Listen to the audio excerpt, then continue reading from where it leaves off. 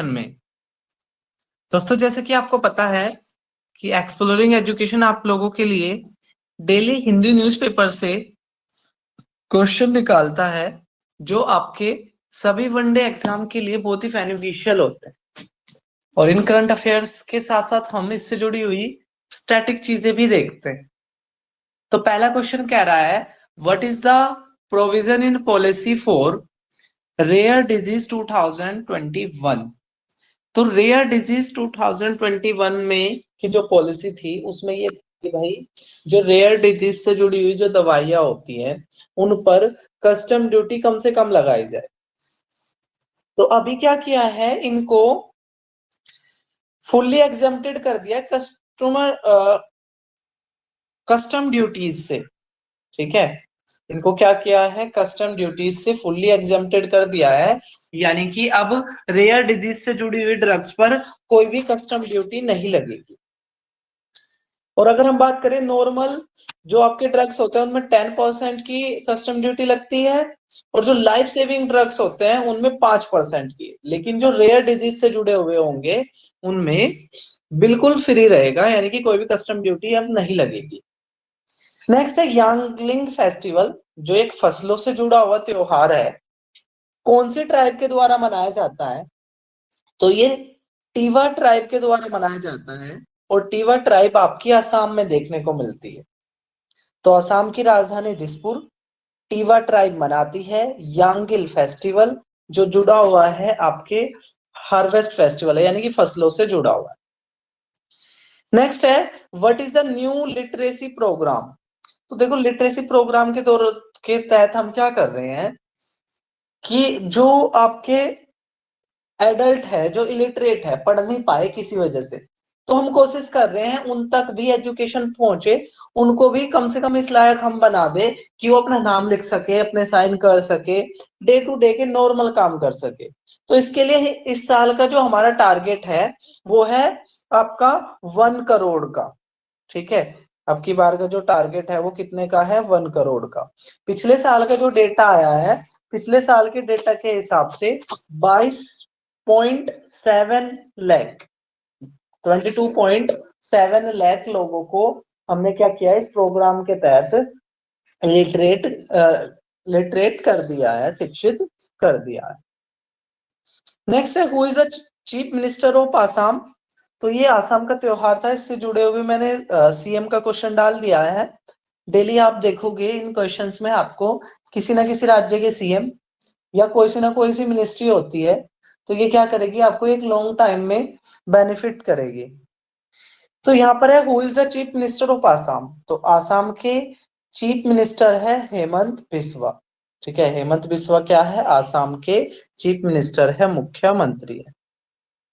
Next है which where is Pench tiger reserve. तो ये खबर इसलिए थी क्योंकि यहाँ पे दूसरे फॉरेस्ट से यहाँ पर टाइगर लाए गए थे। तो पेंच टाइगर रिजर्व है आपका कहाँ पर, मध्य प्रदेश में। और मध्य प्रदेश में ही है कूनो नेशनल पार्क, जहां पर अफ्रीकन चीते को लाया गया था नामीबिया से। कल हमने क्वेश्चन भी देखा था कि वहां पर जो चीता है, फीमेल चीता, उसने क्या किया है, 4 नए कब्ज को जन्म दिया है। नेक्स्ट है वैकम सत्याग्रह से रिलेटेड क्वेश्चन था। तो बेसिकली आपसे पूछेंगे वैकम सत्याग्रह किससे जुड़ा हुआ है। तो बेसिकली आपके लोअर कास्ट वालों को मंदिरों में एंट्री नहीं दी जा रही थी साउथ में, और इसको लेकर एक बहुत बड़ा आंदोलन हुआ 1924 में, जो 1925 में जाकर सक्सेसफुल हुआ, और जो आपके लोअर कास्ट के थे वो मंदिर में जा सकते थे। तो वैकम सत्याग्रह आपसे पूछे तो ये टेम्पल एंट्री मूवमेंट है साउथ का, और इसके जो लीडर थे, ठीक है, पेरियार ई रामास्वामी, पेरियार ई रामास्वामी, जिनको साउथ में बहुत ज्यादा माना जाता है। नेक्स्ट है who become the new first minister of Scotland. तो बहुत बार ये क्वेश्चन अपना रिपीट हो चुका है। हुमजा यूसुफ को क्या बनाया गया, स्कॉटलैंड के फर्स्ट मिनिस्टर बनाया गया। स्कॉटलैंड के फर्स्ट मिनिस्टर प्राइम मिनिस्टर की तरह होते हैं, जैसे दूसरे देशों में प्राइम मिनिस्टर बोल देते हैं, यहाँ पे उसको फर्स्ट मिनिस्टर बोलते हैं। और ये पहले मुस्लिम भी है। तो अगर क्वेश्चन ये आता है कि पहले first Muslim prime minister of Scotland, तब भी आपने ये लगाना है हुमजा यूसुफ। और ये खास इसलिए है क्योंकि ये जो लीडर है ना, ये मांग कर रहे हैं यूनाइटेड किंगडम से अलग होने की। आपको पता होगा यूके में स्कॉटलैंड आता है, इंग्लैंड आता है और वेल्स आता है, ठीक है। प्लस ग्रेटर यूके में या ग्रेटर ब्रिटेन में आपका नॉर्दर्न आयरलैंड भी आ जाता है, ठीक है, नॉर्दर्न आयरलैंड भी आ जाता है। तो अब ये जो स्कॉटलैंड है ये अलग मांग कर रहा है इससे, यूके से अलग होने की। तो ये जो लीडर है ये उसी विचारधारा को समर्थन देते हैं। चलिए नेक्स्ट क्वेश्चन की बात करें, latest GPT for artificial intelligence. तो अभी ना एक इसमें ना पूरा एक आर्टिकल आया था हिंदी न्यूज़पेपर में, एक लेटेस्ट आपका एआई है, आर्टिफिशियल इंटेलिजेंस मॉडल है, और ये काफी ना नेक्स्ट लेवल की चीज है। अगर आप कोई भी फूड रेसिपी उठाते हो तो ये भी बता देगा, जैसे आप कोई भी ना सब्जी उठाए तो ये बता देगा कि इससे ना क्या क्या चीजें बनाई जा सकती है। किसी भी भाषा को तुरंत दूसरी भाषा में ट्रांसलेट कर देगा, यानी कि कैनेडियन भाषा को भी पंजाबी लैंग्वेज में कन्वर्ट कर देगा। तो एग्जाम की दृष्टि से बाकी और वजह से भी ये क्या हो रहा है, बहुत ही बेनिफिशियल हो रहा है। तो जीपीटी 4 आर्टिफिशियल इंटेलिजेंस पूछे किस देश का है, तो यूएसए का है। यूएसए की बात करें तो 50 प्रांत है यहाँ पर। 1776 में यहाँ संविधान लागू हुआ था, जो सबसे ओल्डेस्ट कॉन्स्टिट्यूशन माना जाता है। इसके अलावा जोए बाइडन जोए बाइडन यहाँ के अभी प्रेसिडेंट है। अमेरिका के राष्ट्रपति 4 साल के लिए चुने जाते हैं, और एक राष्ट्रपति सिर्फ 2 बार, एक राष्ट्रपति जो है वो 2 बार ही बन सकते हैं वहां। चलिए, और यहाँ पर ना डबल सिटीजनशिप होती है अमेरिका की और प्लस यहाँ के स्टेट की भी। नेक्स्ट है ओबामा केयर। तो इन जब ओबामा आपके प्रेसिडेंट थे तो उन्होंने 2010 में एक यूनिवर्सल हेल्थ इंश्योरेंस कवरेज शुरू किया था, यानी कि सभी को हेल्थ इंश्योरेंस, ठीक है, जिसका नाम क्या पड़ गया था, ओबामा केयर, जिसको लेकर वो काफी ज्यादा चर्चाओं में थे। तो ओबामा केयर किससे जुड़ा हुआ है, ओबामा केयर जुड़ा हुआ है आपके यूनिवर्सल हेल्थ इंश्योरेंस कवरेज से। What is piezo electric effect, तो ये भी इस पे भी ना एक आर्टिकल था कि जब आप किसी भी सॉलिड को स्क्वीज करोगे, दबाओगे, तो वो क्या करेगा, इलेक्ट्रिसिटी प्रोवाइड कराएगा। और किस में होता है, ये सॉलिड में होता है। अगर आप लिक्विड की देखोगे तो लिक्विड में इसका जस्ट उल्टा होता है, उसको डी पीजियो इलेक्ट्रिक इफेक्ट बोलते हैं, डी पीजियो इलेक्ट्रिक इफेक्ट। उसमें क्या है, यानी कि अगर आप इलेक्ट्रिसिटी छोड़ोगे तो लिक्विड उल्टा क्या हो जाएगा, ठीक है, अगर आप लिक्विड में इलेक्ट्रिसिटी करोगे तो वो डिस्टोर्ट हो जाएगा। नेक्स्ट है, व्हेन डिड किसान रेल सेवा स्टार्टेड इन इंडिया, किसान रेल सेवा कब शुरू हुई थी, ये हुई थी आपकी अगस्त 2020 में। इसमें क्या होता है, एग्रीकल्चर प्रोडक्ट को एक जगह से दूसरी जगह लेके जाया जाता है, यानी कि एग्रीकल्चर प्रोडक्ट की ट्रांसपोर्टेशन के लिए बेसिकली शुरू की गई थी। नेक्स्ट है, who become the new defence minister of China, China के नए डिफेंस मिनिस्टर बने हैं जनरल ली सैंगफू। और ये इसलिए खास है क्योंकि काफी दिन से भारत और चीन के बीच में सीमा को लेकर, छुटपुट घटनाओं को लेकर विवाद चल रहा है, और एक लॉन्ग टाइम से भारत के डिफेंस मिनिस्टर की बात नहीं हुई है, तो अब नए आए हैं, ठीक है। तो इस वजह से देखते हैं क्या चेंज आता है। नेक्स्ट है, what is the deadline of the only Aadhaar based MNREGA payment. तो मनरेगा में आपको पता होगा, मनरेगा के बारे में देख लेते हैं। 2005 में इसको लेकर कानून आया था, एक्ट आया था। 2006 से इसको लागू किया गया था।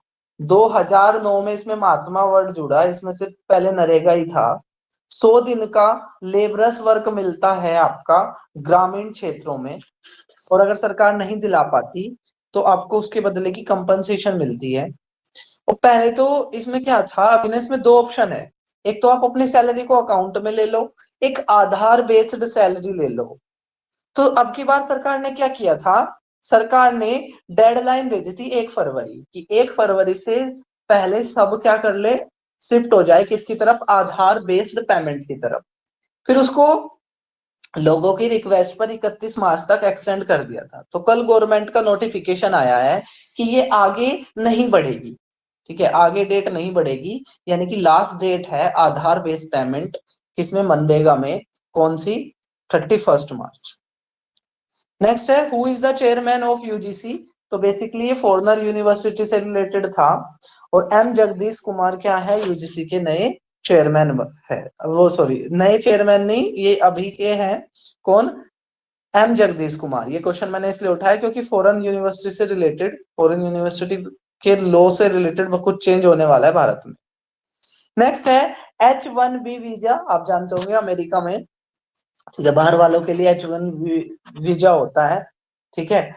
तो उन्होंने अब यहाँ पर ये हुआ है कि जो H1B वीजा होल्डर है, उनके जो फैमिली मेंबर है, ठीक है, वो भी क्या कर सकते हैं, यूएसए में वर्क कर सकते हैं। यानी कि अगर आपके नाम से H1B वीजा है, तो आपके फैमिली के मेंबर भी क्या कर सकते हैं, वहां पर काम कर सकते हैं। नेक्स्ट है किस देश ने वहां के चीफ जस्टिस की पावर को कम कर दिया। तो होता क्या है, कोई भी सरकार कोशिश करती है कि न्याय प्रणाली को कमजोर किया जाए, ठीक है। तो अभी किस देश में किया गया है, एक नया बिल लाया गया है, किसमें, पाकिस्तान में, ठीक है, पाकिस्तान में क्या किया गया है, अभी एक नया बिल लाया गया। नेक्स्ट है who become the crown Prince of Abu Dhabi. Abu Dhabi के नए क्राउन प्रिंस बने हैं खालिद, जो किसके सबसे बड़े बेटे हैं, शेख मोहम्मद बिन जायद अल नयान, ठीक है। जो यहाँ के अभी शेख हैं मोहम्मद बिन जायद अल नयान, उनके सबसे बड़े बेटे हैं खालिद, और उनको इन्होंने क्या बनाया, क्राउन प्रिंस की घोषणा करी है। नेक्स्ट है डिसइन्वेस्टमेंट टारगेट क्या है सरकार का। डिसइन्वेस्टमेंट टारगेट होता है सरकारी कंपनियों को बेचना, या सरकार अपनी हिस्सेदारी हटाती है, ठीक है, सरकारी कंपनियों में से, ठीक है, गवर्नमेंट एसेट्स में से जब गवर्नमेंट अपनी एसेट हिस्सेदारी हटाती है, शेयर्स हटाती है, उसे डिसइन्वेस्टमेंट कहते हैं। तो फिस्कल ईयर 2024 के लिए जो भारत का जो टारगेट है वो है 51,000 करोड़, ठीक है। भारत के जो टारगेट है वो कितना है, 51,000 करोड़। तो इन पीडीएफ में लास्ट में हिंदी भी होती है, हिंदी वाले स्टूडेंट के लिए। तो आपको ये वीडियो कैसी लग रही है, ये सीरीज कैसी लग रही है, कमेंट बॉक्स में जरूर बताना। और फिर मिलेंगे हम किसी एक नई वीडियो के साथ, तब तक के लिए टेक केयर, बाय बाय, जय हिंद।